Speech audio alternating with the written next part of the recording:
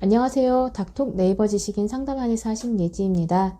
반착 검사에서 NK 수치가 높게 나왔고 시험관 진행 중이시군요. 최근에는 원인을 알 수 없는 임신 실패에 대해 여러 갈래로 검사를 진행하고 착상 실패의 위험성을 줄이고 임신을 시도할 수 있어서 좋습니다. 이 중 최근 가장 많이 이야기하고 있는 지표 중 하나는 바로 반복 착상 검사, 즉 항인지질 항체와 NK 세포입니다.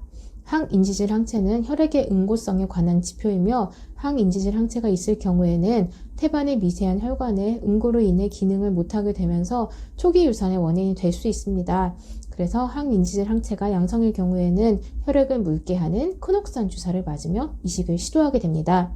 NK세포는 내추럴 킬러 세포, 즉 직접적으로 외부 이물질에 대해 공격하는 세포인데 이 세포는 암 환자에게서는 암세포와 맞서 싸울 수 있는 중요한 인체 면역력으로 생각됩니다.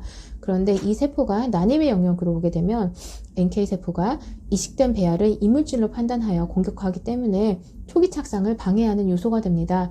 그래서 NK세포가 높게 나올 경우에는 면역글로불린이나 인트라리피드 같은 면역계열 주사를 맞으며 이식을 진행합니다. 그런데 NK세포가 단순히 수치가 높으면 임신이 안 되고 수치가 낮으면 임신이 잘 된다는 기준은 아닙니다. 실제로 중요한 것은 NK세포의 수치의 높낮이보다 NK세포를 조절하는 기능이기 때문입니다.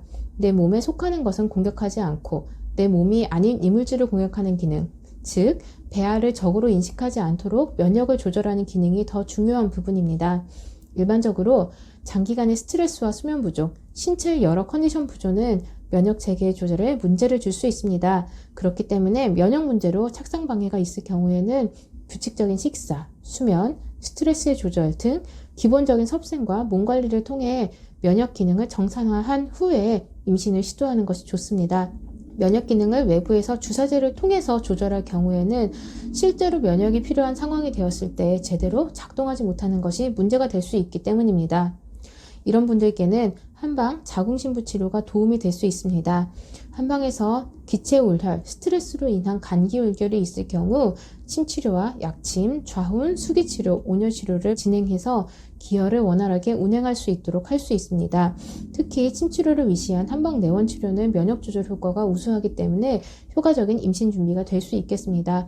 질문자분의 건강한 임신을 기원합니다.